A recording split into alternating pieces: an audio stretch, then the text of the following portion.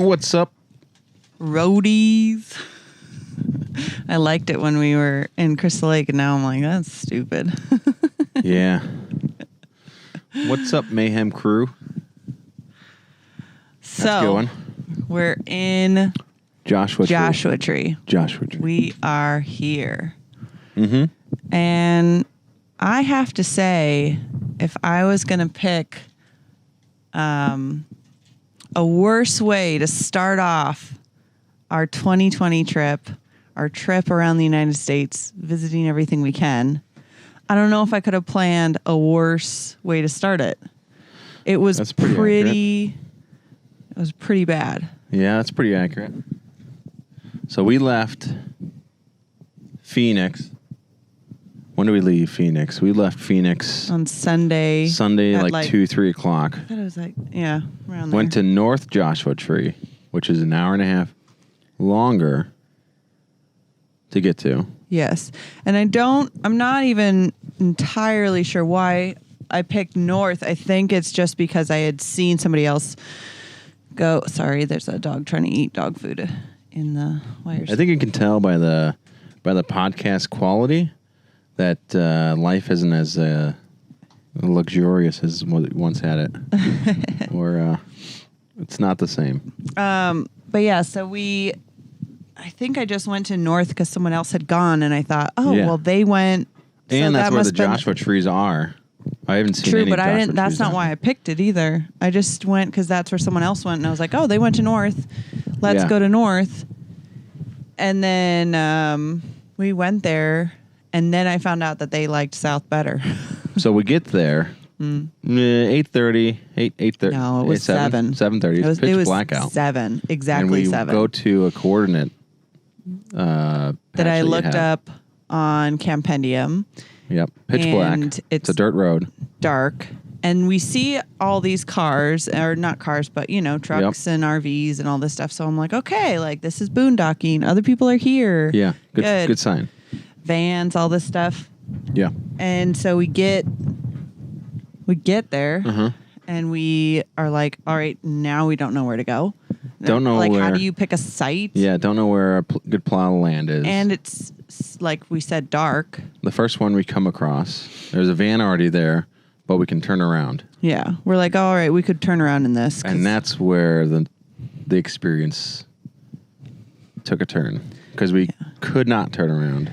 We got stuck in the sand. Real bad. It's not even regular sand. It's... Well, and I was thinking about it. Really fine sand.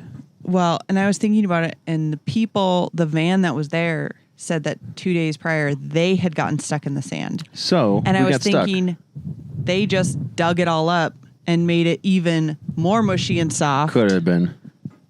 And then we drove into that. Could have been, yeah. Anyway, we get stuck. The truck gets stuck. And takes an hour. And I'm losing my mind.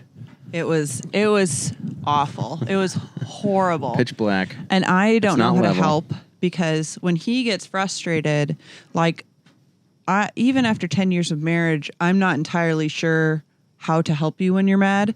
Sometimes food will help. Sometimes sex will help. Sometimes just removing you from the situation will help, but they never consistently. Sometimes you want help. Sometimes you want to be left alone. Yeah. So we're stuck in the sand, and I'm like, axle deep in the sand. How do I help? Do I sit here and help you dig sand out? Do I stay in? Oh, sorry, our dog got tangled up in the wires. So, do I help you dig you out? Do I help the kids stay calm? Do I stay away from you? Do I let you do the work? So I'm like terrified at this moment. Like, I don't know how to help. Yeah. And so I'm like, and about like maybe like 20, 30 minutes in, I'm like, should I call a tow truck? And you were so mad. I don't even think I think it was like you couldn't even process the fact that we were stuck in the sand in the middle of the dark in a place where we'd never been before. And not only that, but you hate the desert already. So this didn't help any. Mm-hmm. And you were so frustrated that you couldn't even process the thought of like, should we call a tow truck or should you keep digging? And this has never happened to either of us, I don't think. But it got out. Well, yes, I was going to get to that. After I called 7 tow truck companies. The whole time I'm digging. The whole time he's digging, pulling in and turning, digging, pulling in and turning, trying to like get us out of the sand. Yeah. And I'm calling tow trucks and everybody's like, I don't have a truck big enough to pull you guys out. Yeah. You're big. Yeah. Which was a moment in my 66 mind feet. Right. where, well, they were all just like, you have a 350 dually and a 44-foot trailer and they're stuck in the sand. Like they're just like, you're too big. Finally, the last person I called, who was recommended to me by a couple people, they were like, 24 hours. We have a Ford 550 that also likes to get stuck in the sand, but that thing can pull you out. So we'll bring it. All right.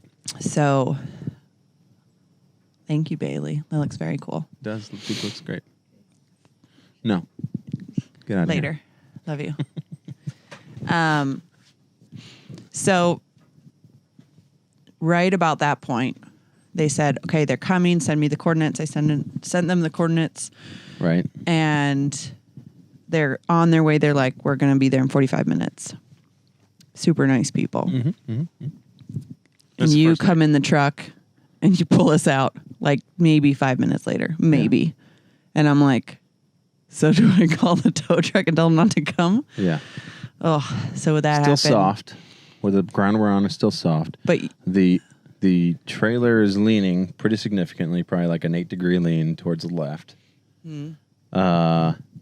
And I stopped for the night because I don't want to do anything else. Mm-hmm. It's probably 8:30 now. It was, it was like probably about 8:30.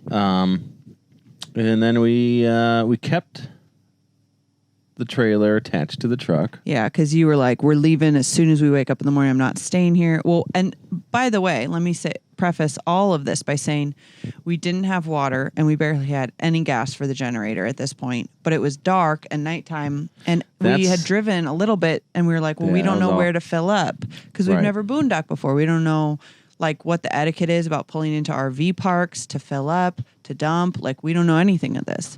Yeah. So we're just like, I guess we'll just park here. And Sean was like, I'm not staying here. This place sucks. It was the worst experience. Everything was compounded on each other. Like no gas for the generator, no fresh water. We're leaning. We got stuck, and now we're in the. I don't even know where we're at. Yeah, we're just like in the middle of nowhere. We're not near Joshua Tree. Well, we're kind of near Joshua Tree, but we're not in the park. Yeah. So you were like, I'm going to leave it attached. You're still livid. You're like, whatever. We're just going to bed tonight. You were exhausted from digging for an entire hour in the sand. Yeah. And we're like, let's leave it attached. We're just going to leave in the morning. Right. So not thinking about it, because in the past when we've dry camped, we turn the generator off about midnight, turn it on maybe a few hours later. No harm, no foul. Let the heat run through the night. It was so cold that the heat ran probably literally all night. I don't remember it kicking off more than once or twice. So that ran continuously from 8:30 when we turned the generator off, not thinking about it, 3 in the morning till 3 in the morning. And then I was woken up by the refrigerator beeping because it had been running off the battery all night instead of the propane. Because we forgot to change it at 8:30. Right. Like we usually do, is change it to the propane. So the refrigerator has been running on battery. The heat fan has been kicking on all night nonstop. On the battery. Plus maybe a light 3 or slides something. out. Yep. Low gas on the generator. No fresh water. Still connected to the truck. And you cannot start the generator on less than like 10 volts. Mm-hmm. And we were at 9. The battery. And the batteries are dead. Well, they're at 9, but yeah. Slides out, still connected to the truck, still leaning, and we can't turn the generator on. At 3 a.m. To charge the batteries. We can't turn the generator on to bring the slides in. So even if we Even if we said, F this, we're leaving, you can't because our slides are out. Mm-hmm. And so I say at this point, let's just turn the heat off for a couple hours. 3:30 in the morning. Save the battery as much as possible. Yeah. Sean wakes up at 4:30 or 5 or something like that. Uh-huh. Well, And I it's was awake the whole icy while I hear you leave. And it's freezing cold in the RV. Yeah. So cold. Because apparently it got really cold that night. I don't think it got that cold rest of the time we were here. That's not bad now. But it was so cold. So I hear Sean, get up, get out. And now we have to troubleshoot how to jump a battery with your truck still attached to the trailer. So because it was attached, the front of the truck was too far away for us to be able to jump the batteries. Couldn't jump the battery because the truck battery is too far away from the generator. It was so bad. It was so bad that we're only laughing because we're on camera. But when we talk about it in person and we're not on camera, it's like a sore subject. And literally, Sean said yesterday, I can't talk about it. It's Monday morning, 3:30 in the morning, and I have to work. So it's like 5 maybe, and I take the battery out of the truck to jump the generator. I just remember you saying, I don't know what this is going to do, and you shouldn't stand near the battery when I do this. Yeah. And I was like so stressed out because you're stressed out and angry. Right. And I don't know how to help. And I'm such like a troubleshooter kind of person. Like I just want to like help you fix the problem. Right. But I feel like in this situation, it was like I couldn't do any, like you could do the most that could be done. And I couldn't help you. And me being there trying to help you was just going to burden you and not help. So I'm like, I guess I'm going to go back in the RV and watch this battery in case it starts on fire or something. There's the fire extinguishers right by the door. Anyway, so it works. We got the generator started. We got it started, got out of there. Well, I think you worked for a little bit. I worked for a little bit, pushed the slides in, then we got the heck out of there, probably 12 o'clock, and we went to this pretty cool place. It was this tiny little got 13 RV park. spots.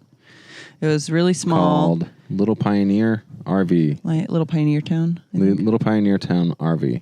And it wasn't anything big and beautiful and bright. But it was the nicest one we've been to. I feel like it felt like a breath of fresh air after being stuck in the middle of nowhere. You're on level ground. It felt You're safe. Connected to electricity. You got fresh water. You dumped. We could fill up with fresh water if we wanted to. And everything was groovy. And we're level. Yep. All is good. So we stayed there 2 nights. And that was probably one of the better RV places we've been to. And then the second night, I lost our card, the only card that has any money on it. Oh, yeah. So that was another bad thing that happened. Well, technically I didn't lose it. I put it down on... Oh, it's in the truck. It's in the truck. It slid into a spot we didn't really even know was there while we were driving. And there's no way in the center console to get it. Under the center console, under the radio. Millimeter socket. I don't have a 10 millimeter socket with me. So I can't retrieve it. We're here in Joshua Tree.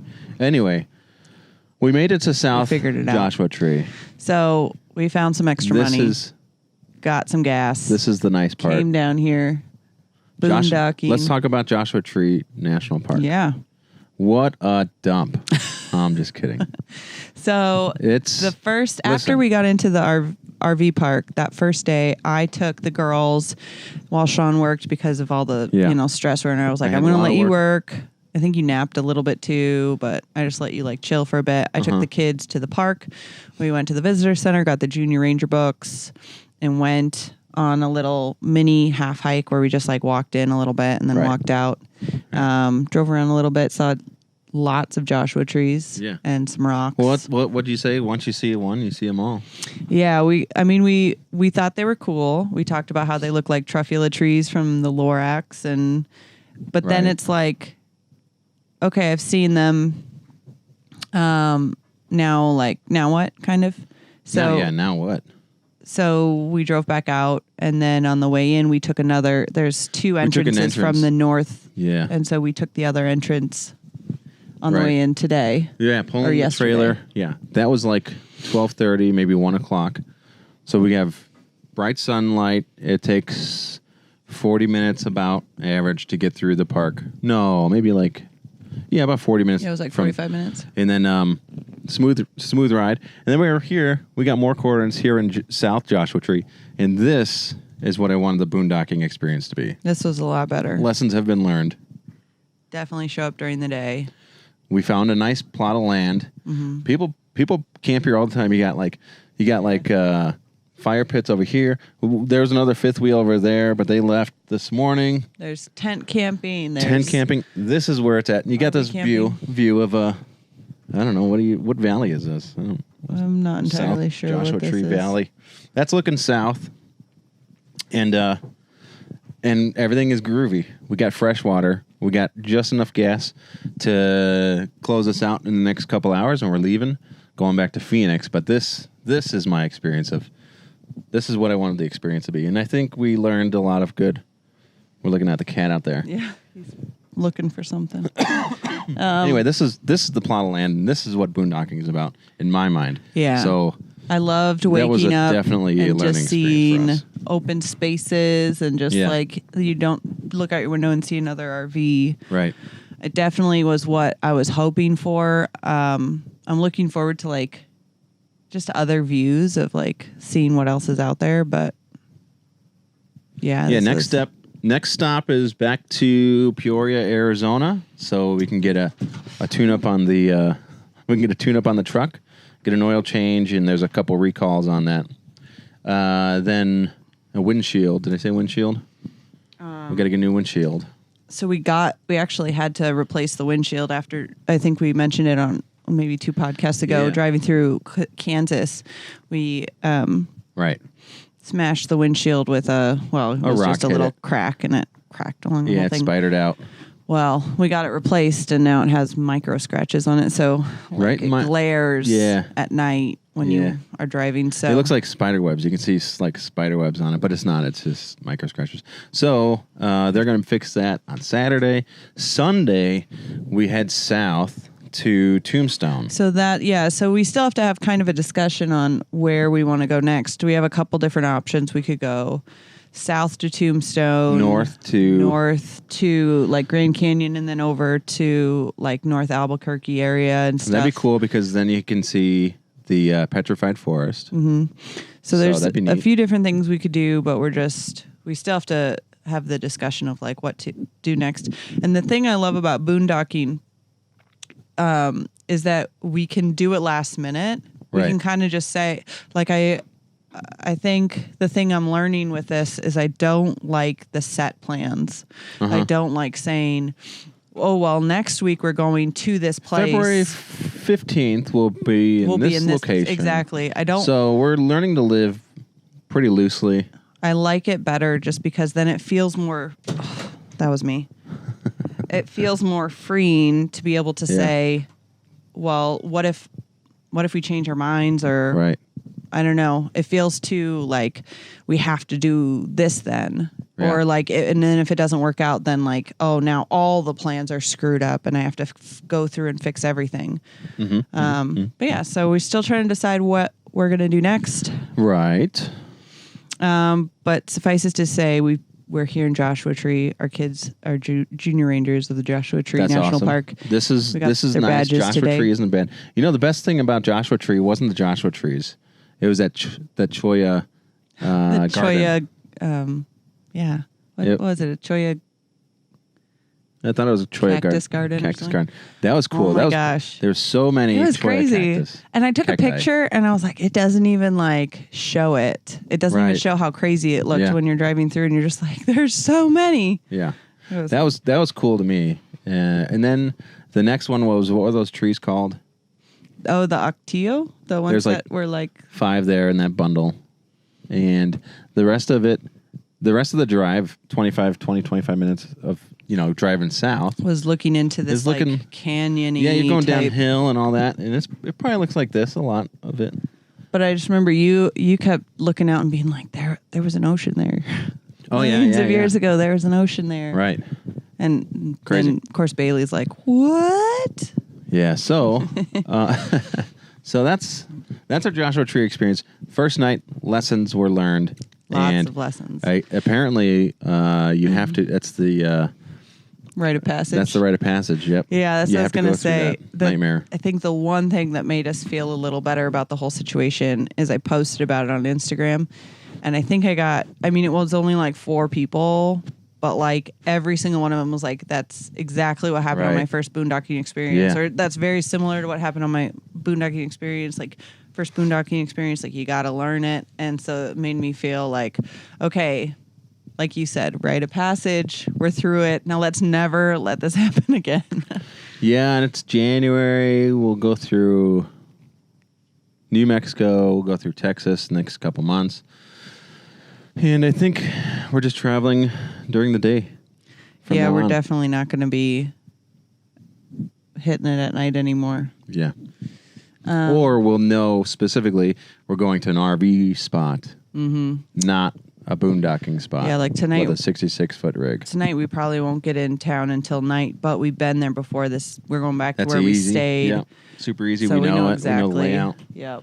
Yeah, and exactly. It's just a big parking lot, basically. So I-10 is like, I don't know, 3 miles down that way. Yeah, I don't know. It's about 3 miles, 2.5.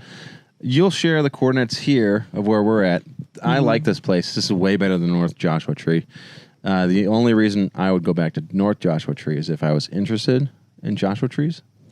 I mean, this is Joshua Tree. You can't even see like a Joshua tree out here. You can't see them. Well, even when we were driving through the towns on the north side, like there's Joshua Tree, 29 Palms, and Yucca Valley. Yeah.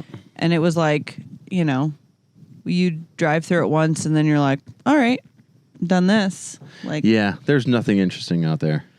Yeah. I mean, I think it was like a good experience to do once, but it was like, okay, now we've done it. Not for us. I think obviously there are people who love it there, who want to live there, who that's their choice. Yeah. For us, we were like, all right, we've seen it. Like now let's do the next thing. Not for us. So I'm excited. Next steps. We'll figure it out. But I was excited for Tombstone. Yeah. Now I might be excited for the Petrified Forest. Yeah, we'll have to. Yeah. That's what I was saying. I texted him earlier today, and I was like, we gotta sit down and decide what we're going to do, because I think the other thing I learned in this is that it was my choice to come to Joshua Tree.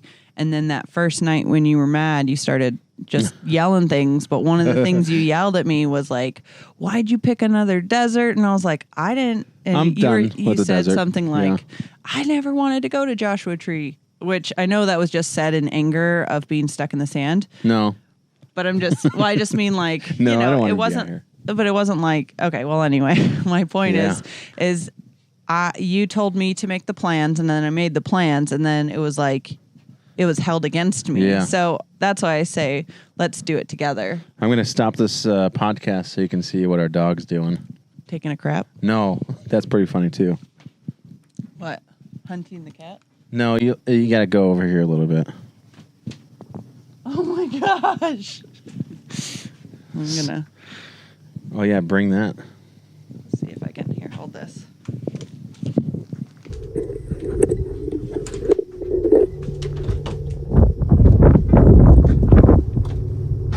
Hey, what are you doing? You're digging a hole? Oh my gosh. It's so deep. Yeah. What are you doing? So Rigsby's just digging a hole the same size as she is. She's probably in heaven right now.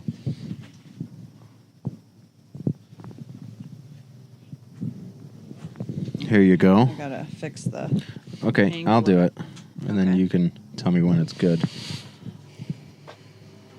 Whoa. You gotta. Here, you gotta do it with this. It's like a joystick. Oh, cool.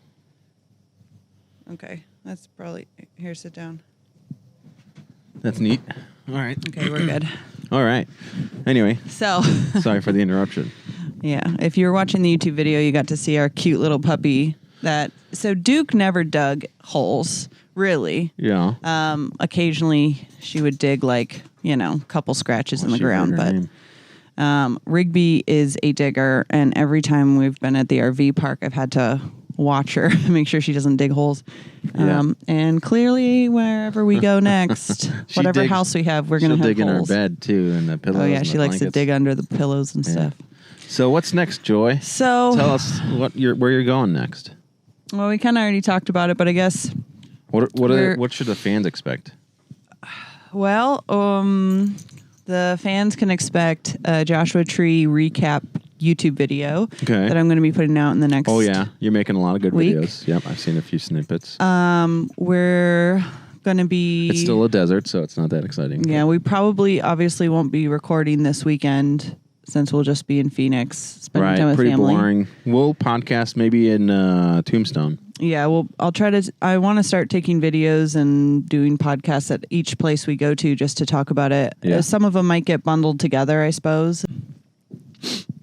Something I learned about you is that I thought we should do a week at a time at a place because that gives you time to work throughout the week, and then we travel on the weekends. Right. And you said you would rather travel throughout the week and not feel kind of like stuck and stationary in one place for an entire week. So like if we're in Tombstone for a week, that doesn't appeal to me. Yeah, so I thought, okay, like for instance here, set up at a boondocking place, chill for a week. We didn't have to go to Tombstone every day, but just you go one day and then the rest of the week you kind of chill at the RV, at the spot, do school, all that stuff. Right. You would rather travel a little more and go to different places and travel throughout the week, which I guess I didn't realize. So yeah, as my schedule allows. I'm just watching the dog now. She's just pooping. Well, yeah, she's pooping now, but I'm keeping an eye on her so she doesn't go too far. So yeah, I can go. Like I don't want to be in Joshua Tree for a week or Tombstone. Well, we were here for almost a week. Yeah, true. But see, that's what I was saying is the time went by so fast because you had to work and stuff.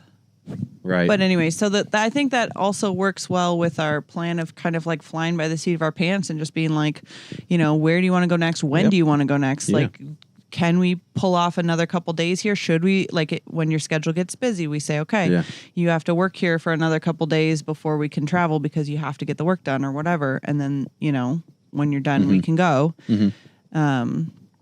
I think that lends well to all right, like, when do you want to leave next? Where do you want to go next? Right, kind of lifestyle. Now we got to fly by the seat of our pants. Which is kind of what I want to do anyway. So yeah, good it works. Stuff. Yeah, it'll work. So that's where we're at.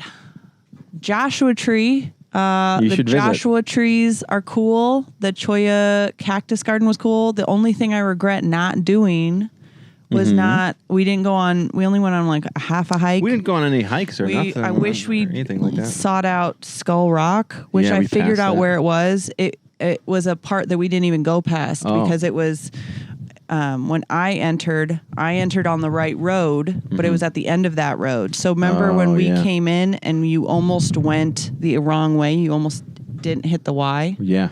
If we had gone that way, we would have hit Skull Rock. It was right at that Y area, but we missed. Yeah. We turned south. So I wish we'd gone there. That's what I really wanted to do. I wanted to go on another hike. But I think because it was such a stressful week here and it was just kind of chaotic that it was like, well, we can't do everything. Yeah. So Skull Rock, maybe next time, maybe never. We'll have other hikes to go on. Yeah. So now we're wrapping up. We're heading out Joshua Tree. Yep. Now, Sean's gonna. Next step is to clean up the office, clean up. So Sean's gonna be finishing up his work, cleaning up, and then I gotta clean up the rest of the RV. Yeah. And then we'll go back to Pleasant Harbor RV out in the next hour or so. Yeah. That sounds good. So we'll catch you next time. Hopefully in Tombstone, maybe. We'll probably. Or the Petrified Forest. Yeah, whichever way we decide to go is. Yeah, that's where we'll go. Let's do it. All right. Thanks for joining, guys. Yep. Let me get back to work. Let me go clean the entire RV so we can head out. Stay tuned. Hopefully, we don't have a nightmare experience like this one. Oh my gosh. Hopefully it's all silver linings from here. Yep. So wish us luck. Wish us good vibes. Yeah. And we'll catch you next time, guys. Don't forget to subscribe, like this video on YouTube, go find us on Instagram. Yep. Share it with your friends, all that good stuff. Yep. And we'll talk to you later. All right. See ya. Bye, guys.